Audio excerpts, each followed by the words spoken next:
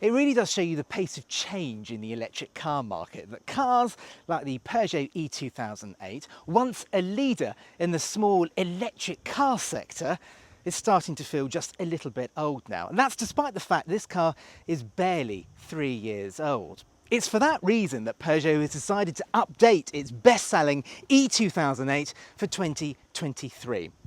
But does this car still have an advantage over the new Chinese competition? Let's find out.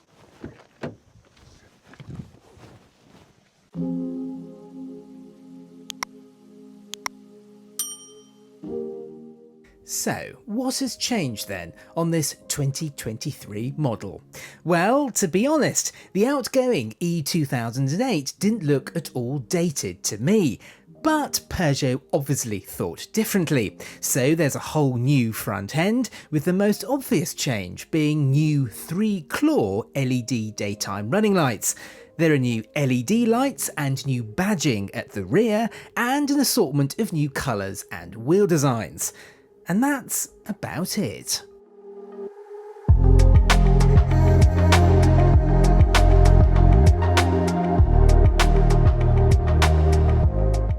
Let's face it though, all those styling changes are all very well and good. The important thing though is the electrical hardware. Now Peugeot has fitted the e-2008 with its latest battery technology. It's 54 kilowatt hours and it's the same battery that you find in the newer Stellantis models like the Jeep Avenger and the recently facelifted DS3. And whilst an extra 4 kilowatt hours doesn't sound a huge amount, it does equate to a longer range. Now, Peugeot claims that the range of this e-2008 has leapt up from 214 miles to 252. Now, as we all know, you can't believe those claimed figures, partly because they are created in laboratory, but also an electric car's range and efficiency is hugely dependent on how you drive it and when you drive it.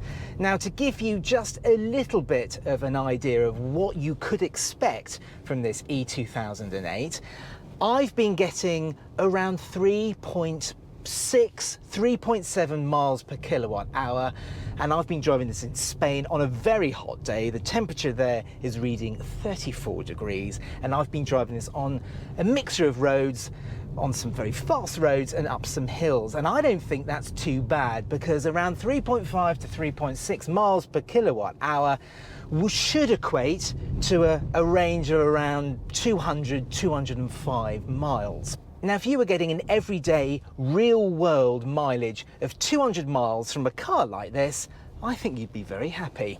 Now, along with a bigger battery, there's also a more powerful motor. There's now 156 brake horsepower being sent to those front wheels. Now, to be perfectly honest with you, I can't notice a huge amount of difference from the outgoing e-2008. Put your foot on the throttle and you don't get hurled into your seat, it just feels moderately brisk. And the e-2008 doesn't feel as fast to accelerate as perhaps an MG4.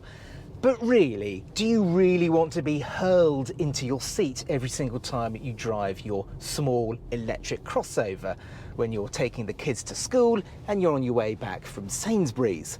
Of course you don't. This is more than quick enough. Now, all the electrical gubbins add around 350 kilograms compared to the standard petrol Peugeot 2008, and of course you can feel that, but really this e-2008 handles very nicely. Turn it into a corner and it grips well, there's not a huge amount of body lean, and it feels generally quite agile and keen to sort of get round a corner. One thing I particularly like about the e-2008 is the brake pedal. Now, in a lot of electric cars, the brake pedal can feel just a bit odd, because not only is it doing braking, normal friction braking, but it's also doing regenerative braking. But in this car, you can modulate the force pretty well. One thing that really hasn't changed with this new e-2008 compared to the old one is the ride quality. This car really does ride very well. That slightly raised ride height has really improved things compared to the e-208. It feels smooth, well controlled, and well planted. Now, on first inspection, you might think nothing has changed in here, but it has. Now, there is the new Peugeot shield on the steering wheel. That is the biggest giveaway. Another giveaway is this new larger screen. It measures 10 inches now. And whilst it still isn't the best infotainment system in the business, it has got a little bit easier to use. The graphics are a bit better as well, and generally speaking, it's absolutely fine. The thing I don't like about this system though, and it's particularly bad in the e-2008, is the screen just looks a little bit slanted. It's not on sort of straight, and that's because this dashboard is very curvy, it's very contoured, and to have the screen sort of sticking out, pointing towards the driver, it means that for some reason it looks like it's slanted and not on straight. Whilst I like the fact that the dials are set up high, and I don't mind the small steering wheel too much, what I don't like is the fact the screen is so far down this sort of binnacle. It's quite set a long way away from you. The new Peugeot 3008 is going to have the next version of Peugeot's iCockpit with a screen that runs, well, one big screen that runs across the top of the dashboard. Now, I have seen it and it does look a lot better. I haven't seen it in the flesh yet, but I would imagine it will just look an awful lot better and work a lot better than this current arrangement. However, we do have to talk about the price. The range kicks off at just under £36,500, which is a lot for a car with steel wheels and analog dials in place of that screen, which, funnily enough, annoys me. Most buyers will go for the mid-spec Allure and top-spec GT cars, but then you're talking around £40,000. But hold on a moment, you're saying. I buy my cars on finance. Well, at the time of filming, Peugeot was offering a mid-spec Allure car with a near £4,000 deposit and monthly payments of over £700. Ouch.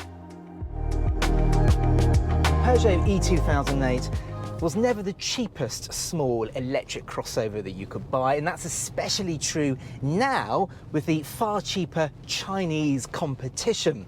But does that mean that this car has become irrelevant? It's a has-been. It was once good, but now there are better, cheaper alternatives. Well, no, actually. I think there is still a big place for the Peugeot e-2008. Yes, the Chinese competition might be cheaper. They might offer longer ranges. They might have longer warranties. They might be very appealing in some key areas. But generally speaking, I think the e-2008 is the more appealing proposition. The interior is nicely designed, and more importantly, it's really nicely made. The e-2008 goes down the road in a very confident and assured way. It feels very comfortable, and overall the car feels very well engineered. It does feel like a quality product. There was once a time a Peugeot felt like the cheap alternative. Now it doesn't. It actually feels like the quality option. What do you think to the new Peugeot e-2008? Leave your comments below, and if you liked this video, give it a thumbs up. You can watch my other videos on my channel here, and don't forget to subscribe for more car content.